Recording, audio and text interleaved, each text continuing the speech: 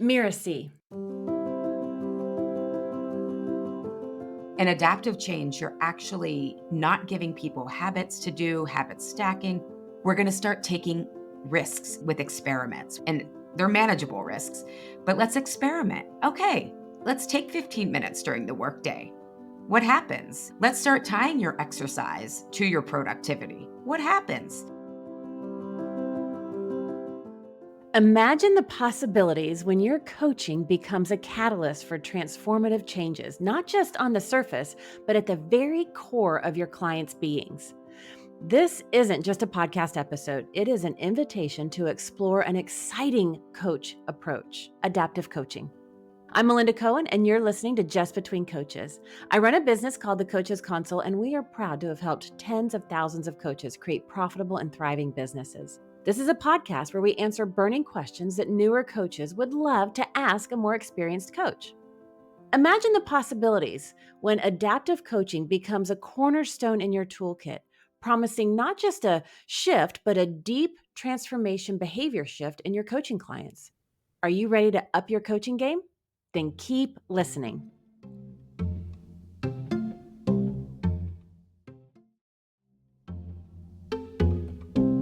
Today, I've invited Ali Shapiro to the show. She's a holistic nutritionist, integrated health coach. She's the founder of Truce with Food, where she helps clients release their food fixation and gain life-changing freedom.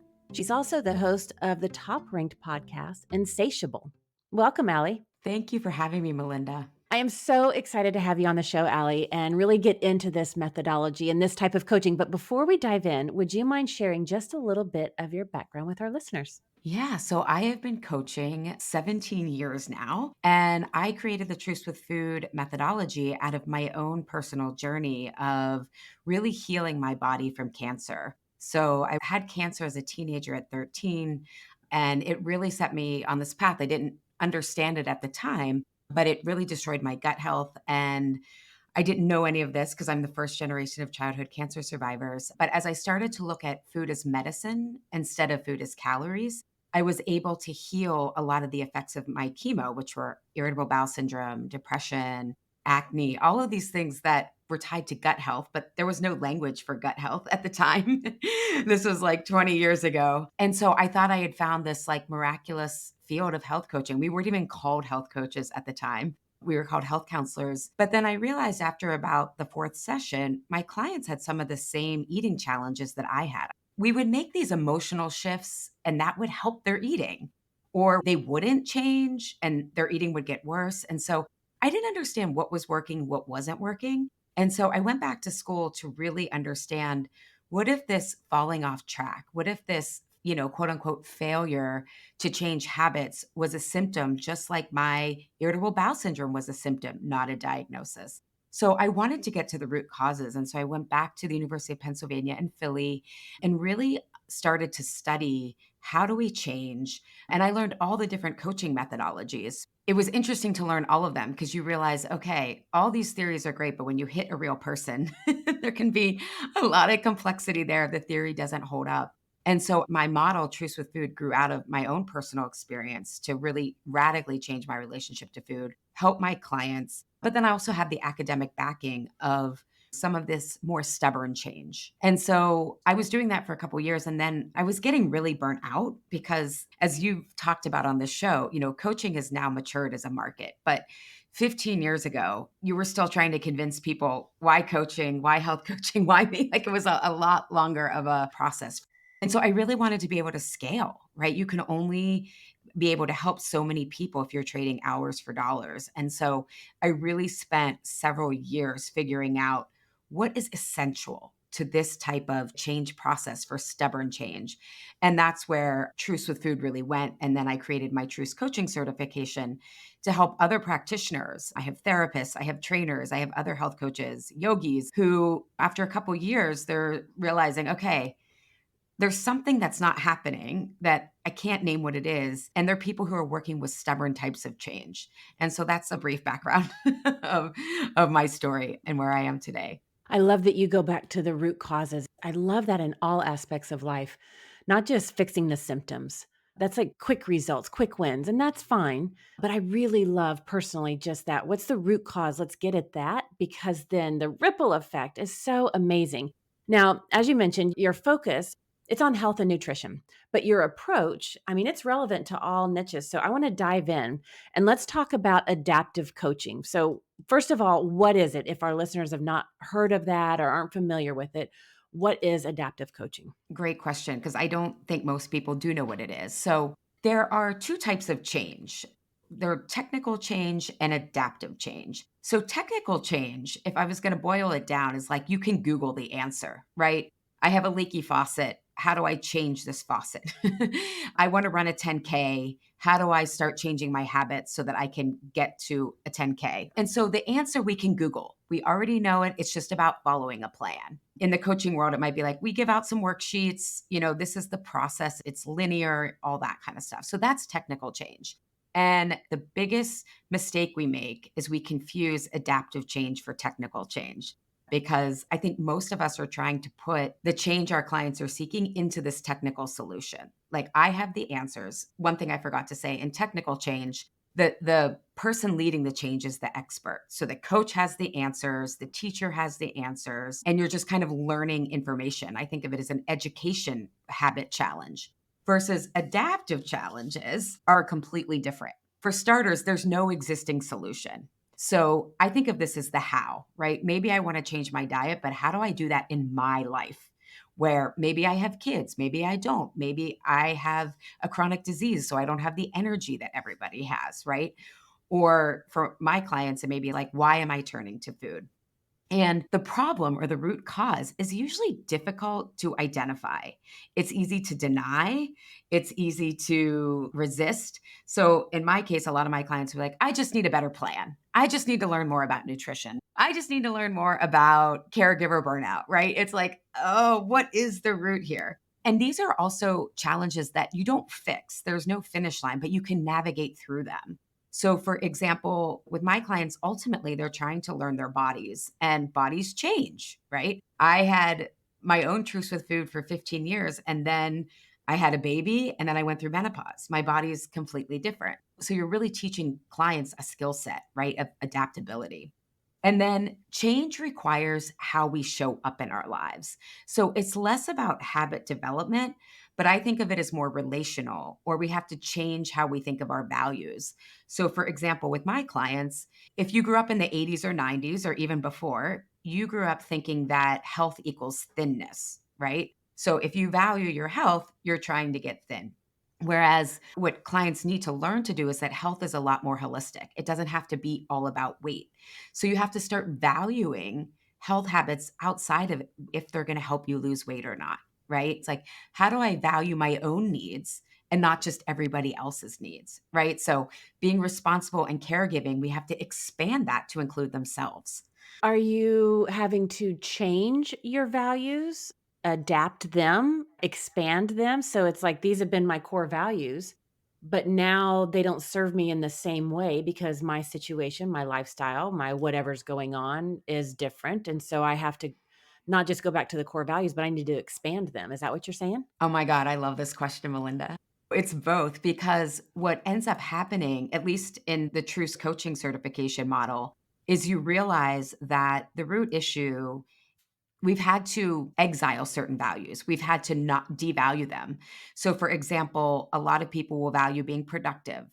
And so they realize, though, that's causing them to say, I deserve to eat this at night because I've been so productive all day. Go me. Yeah, go me, go me. I use the language, it was unsafe not to work hard in their families because they got rewarded grade wise, contributing financially, all that kind of stuff.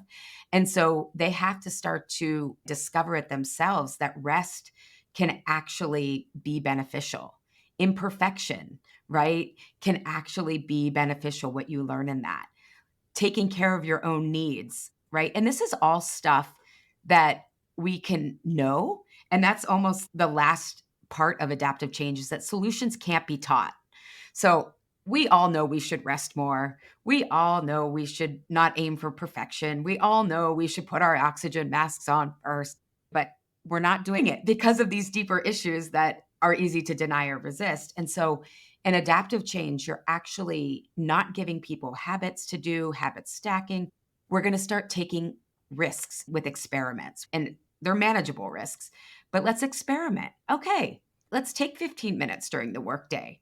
What happens? Let's start tying your exercise to your productivity. What happens? And it's like, oh, so the client starts to discover for themselves what's happening. And then in that process, they start to value things that they haven't valued and their existing values, like discipline, for example. In our culture, the default is control. That's how you define it. But I say to my clients, what if we evolve it to devotion? So it's not about control, but when things aren't in control, how do you stay the course? How do you need to treat yourself?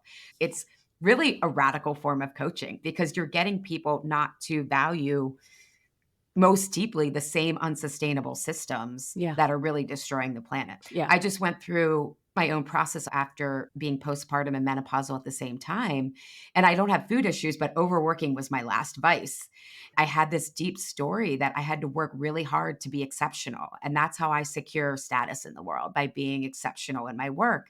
I was like, damn, I'm out here railing against unguarded capitalism, but hustle culture is capitalism inside of me. I have to fix that first before I can go out and think I have any constructive ways to, help this myself. So it's actually asking people to start valuing different things. Wow, I love it. I'm going to be very selfish since I have you here. So, one of the things I'm personally going through is exactly what you just said. I built Coach's Console. It's 20 years old this year, and I worked hard. I was riding the edge of workaholic. I knew that that was dangerous. And so, all the years, I was really focused on good self care so that I didn't overwork. I didn't get burned out. Overwhelm didn't take me, but hustle culture, like work hard, really get focused and make it happen. Do, do, do. And now with my other business that I'm starting with Perfect Period, that's, the universe is saying to me, do not create from doing, create from being. And it is short circuiting my entire thought process and perspective. And I'm having to reframe and reconstruct what it means to be productive. It is not about doing, but it's how I show up and it's the beingness of it. It is so new right now for me, but this is that adaptive change that we're talking about. Completely evolving and redefining how one approaches something that's been pretty typical in their life. But that traditional coaching that we all know, it's about the questioning and listening and all of this. And then it's about accountability, goals, hitting those goals. There's structure to it. Even there's a flow with the coaching conversation. But with the adaptive change and the coaching in that, it's really more about leaning into the curiosity, into the research aspect of it, the willingness instead of the structure. Is that a fair assessment? Yeah, and I think you bring up a great point in that you do need a structure. That's why I created the Truth Coaching certification. And I'm overgeneralizing here, but like doctors and midwives, right? In America, doctors are trained to distrust the birth process. Like everything's a liability. We got to be in control. The minute something goes off the rails, we got to intervene, right? Versus midwives, they trust birth. And I think that's a metaphor for the change process. They are trained, but they know the structure. They know that there's flexibility in the structure. They know how to read with their intuition. And so they always let the woman lead in birth because that's how you have an empowering birth. And my background is also in adult behavior change, and adults hate their autonomy being taken away. So, with adaptive change, to kind of come back from all these metaphors, though, you trust the client. And I find that half of the healing is when I'm always like, why does that make sense? Yeah. Why does that make sense? And the client then comes to you with stuff that they would have never told you because you're not judging them. And you have this structure of this is part of it. And I know how to navigate you through, but you're leading. Yeah. What feels next important for you, right? What do you need? And so it empowers clients in such a different way. And it creates a lot more safety when we can have that as the coach, when we bring that profound level of trust in the process, in the structure, in the relationship, in the client, even if they're a hot mess. Now, one of the things that I share with our students, because we teach them how to be business owners, right? It's something that they're brand new at. And so I talk about first, you have to emulate before you can innovate, and the power of structure. You've got to know the structure, like you said. And so for new business owners, they can't just jump to doing whatever they want and calling it a business. Like, there are some foundational things that you have to know. So for the new coaches that are listening, can they just jump right to adaptive coaching and bringing that into their practice? Do they need to really get some good experience with just that true traditional coaching first to really understand? What is your perspective on that? Yeah, that's such a great question because in my certification, I have some clients who were my personal client. Like they came to me with food challenges and then was like, this was so life changing. I want to help other people, you know? And they're like, but I don't have any coaching certification. And I'm like, but you went through the process yourself. And I think if you've gone through an adaptive process yourself and you've worked with someone, then you start to understand the value and the freedom. But I think sometimes it takes coaching for a couple of years and just getting comfortable in that back and forth and helping people. Usually people come to me with a couple years experience and realizing that there's like, okay, I'm not getting to the root. I'm sensing this and it's like I'm stuck, you know? So I think adaptive challenge is where the coaching industry is going because it helps people with flexibility. It helps people managing more complexity. And that's where our world's going. But it is a completely different approach. So I think you need to study with someone. And there's lots of people who teach it before you can just like dive right into it. Yeah, there's got to be an understanding, the building blocks, so that you can then trust yourself when you're showing up. I find that's how I know to trust myself, is that I have a thorough understanding and experience of it. Now, you said something interesting that I just want to pick on right now for a second. You used the word stuck. What I find for myself, what I've noticed, and I'm only realizing this now as we're in this conversation, is for a while now, I no longer say I'm stuck. And so it's less about being stuck and it's about, why is this change not happening? It's just a slight difference and it's a nuance. Am I making any sense with this distinction? This is a great point. In adaptive challenge, the question I always have clients ask is why does this make sense? Why does this make sense? And in adaptive challenges, what you're going to do is meet a client's survivor self. And this is a model that I learned from Sass Petherick, who is an amazing coach herself. It's the three selves model from Professor Franz Rupert. And he talks about there's a trauma self, a survivor self, and the healthy adult self, right? And the healthy adult self is what brings someone to coaching, right? They have access to imagination, creativity, joy, discernment. You can access your needs and emotions. But the survivor self is the one who's stopping the trauma. So you're not meeting the person's trauma. I want to be clear about that. Even though my certification is trauma informed, it's so that you can recognize if someone is in a trauma and then refer them out because I don't think that's the responsibility of coaching, at least right now. But the survivor self has really rigid defense mechanisms, which is this what we think of as the stuckness. And it tends to involve a loss of connection to your body and your emotions. And so in my work, you know, a lot of clients turn to food when they're in that survivor self. And so when we start throwing more tools, or as a coach, we think, oh, I need another training. There's another shiny object out there that's going to help me. What we're actually doing on a deep level is saying, we need to fix this. You're wrong here, right? Like, let's reframe our thinking around this instead of like, oh, why does this make sense? Why are you in survival mode right now? And that is where really you're hitting the adaptive problem, right? And my work with clients, it's about not feeling like they belong, feeling unattached to the people closest to them in their lives, or feeling like this food thing makes them separate. But that's just the surface. It's this deeper thing, this sense of I don't belong, right? And that's where we actually then, okay, we're going to work with the survivor self. And most coaches will meet the survivor self. And what we do, and again, I think this is going to change the more we realize our world is so complex and we can't follow rules and rigidity, but we try to find a new tool, right? I kind of joke, and again, I think every tool has its place, but I joke like, why do we have to tap so much, right? Like, why are we tapping all the time? And it's because that survivor self is creating so many of these emotions and so much of this need to soothe. And what we need to do is really, I think, for transformational change is how do we get the survivor self to be in that healthy adult self? How do we help it evolve? And that is what adaptive challenges are really, in my opinion, about. I love that whole thing right there is just a beautiful description of getting into the intricacies of what we're doing as a coach with our clients, meeting them where they are and helping them to understand it. And so if I heard you correctly, if let's say there's somebody who, the survivor self, rigid defense mechanisms, they want to change how they eat.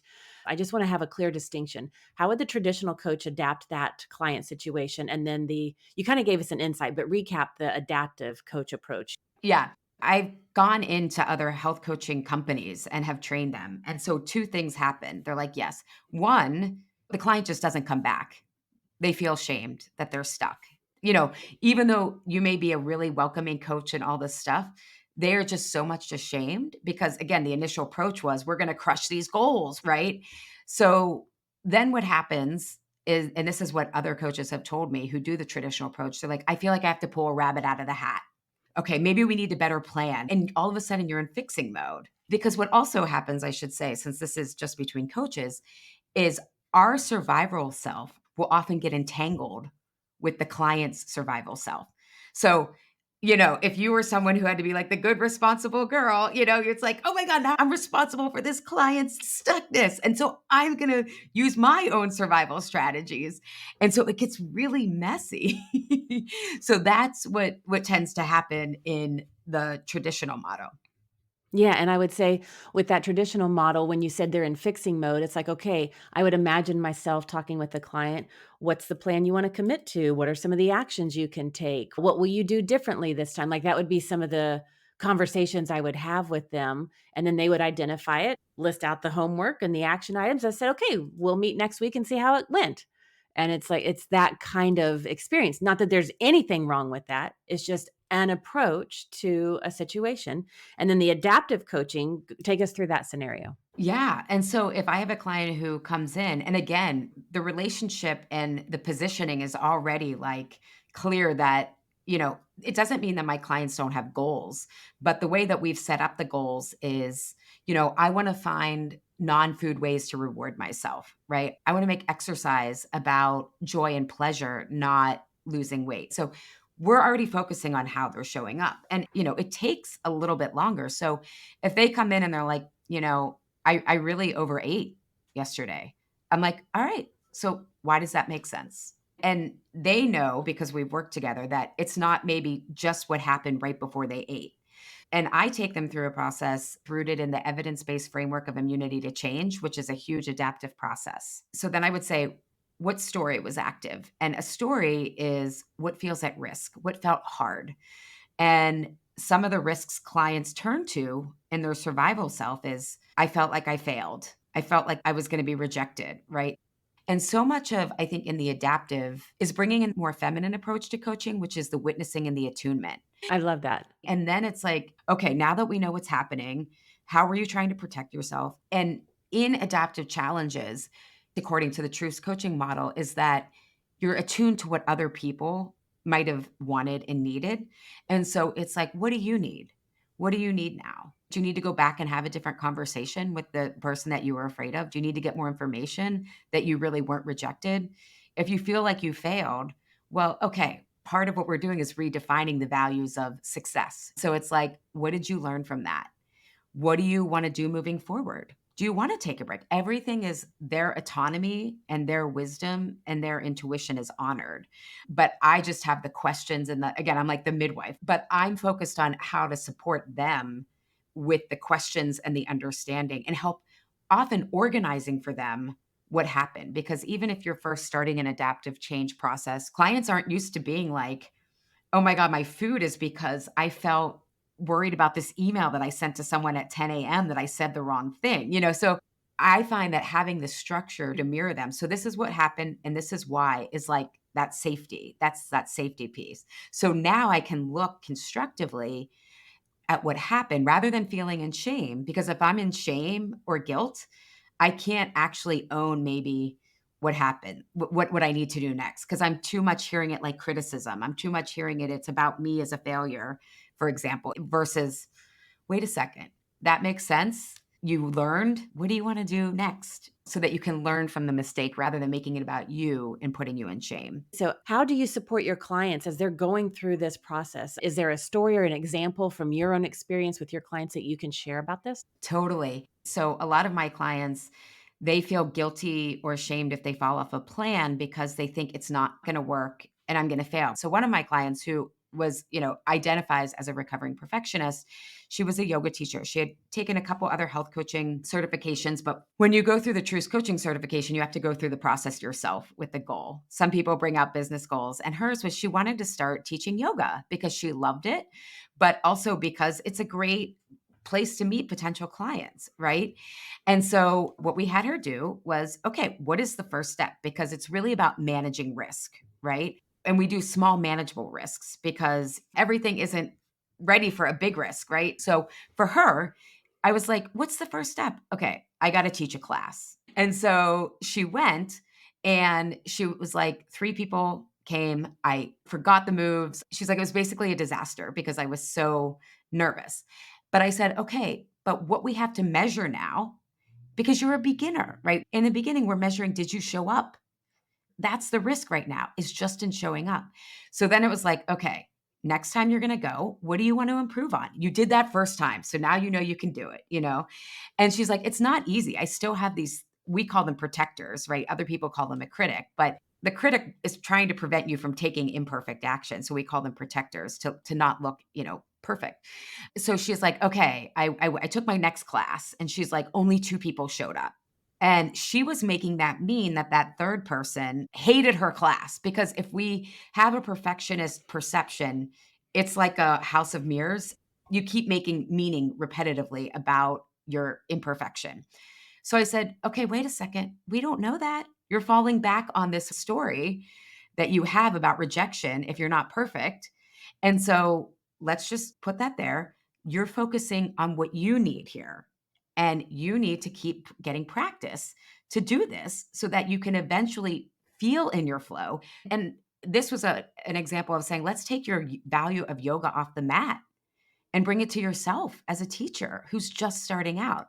So she's still doing it. She's like, it gets less uncomfortable each time, but we've changed what she's measuring, and we've taught her what does she need to pay attention to versus fall back on her story that's making everything mean that if she's not perfect, she's been rejected. Yeah. Is that clear? Yeah. Super helpful. Now, we could take this in a lot of different directions, but before we wrap up our conversation, is there anything that I missed that you're itching to share with our listeners before we wrap up? I just think coaches need to know this is where coaching, I think, is going. I think it's really where the market's headed. And it matches how unpredictable and flexible our clients need to learn to be versus rigid, sticking to our plans. So I just want coaches to get out ahead of that because clients need us in this crazy world. Yeah, that's what we're here for. So let's summarize some of the things that we talked about today. I love how you took us into the two different types of change, technical change and adaptive change, and really understanding the distinction between both of those. I think as coaches, the better understanding we can have about that, the better we can approach our clients and meeting them where they are. Because sometimes coaching can be as, I don't want to say simple, but it can just be technical change. That's all it's needed. And just go with that. So knowing those two different types of changes, I love how we led with that. And when you shared, the biggest mistake is when we confuse adaptive change with technical. That's what we really have to watch out for. As we get into adaptive change, it's really about, as the coach, being curious, being in that research mode. And you gave us the most awesome question. Why does this make sense? Like, that should be a question in every coach's back pocket. Why does this make sense? And you talked to us about the survival self and got into the nuance of what's happening inside the coaching conversation with the client, and just were able to describe that beautifully and gave us a distinction. If you approach a situation from traditional coaching, what does that look like? What's that experience like? If you do it from adaptive, what's that like? I love really how you talked about this framework being a big part of the evolution of coaching. I actually agree with that. I think we're just a few years out of that pandemic thing that we experienced, but I think we are just now beginning to experience the ripple effect that it had on all of us. And as coaches, that's what we're here for, to help people navigate that. Allie, do you have any parting words for our listeners? I think coaching's magical, and I just want people to feel more confident to take more risks in their coaching practice. Awesome. Thank you for listening to this episode of Just Between Coaches, and also a giant thank you to Allie for this incredible conversation. You can find out more about her at allieshapiro.com. That's Allie, A-L-I, Shapiro, Shapiro.com. In the show notes, you'll find a link to her website, and you'll find a link to her free monthly Change Agent Disruption Hour, where she will help you navigate different coaching questions. You'll also find links to her podcast and other amazing resources. Allie, thank you so much for coming to the show. Thank you for having me. It's been a pleasure. I'm Melinda Cohan, and you've been listening to Just Between Coaches. Just Between Coaches is part of the Mirasee FM podcast network, which also includes such shows as Course Lab and To Lead Is Human. To catch the great episodes on Just Between Coaches, please follow us on Mirasee FM's YouTube channel or your favorite podcast player. And if you enjoyed the show, please leave us a comment or a star review. It is the best way to help us get these ideas to more people. Thank you, and we'll see you next time.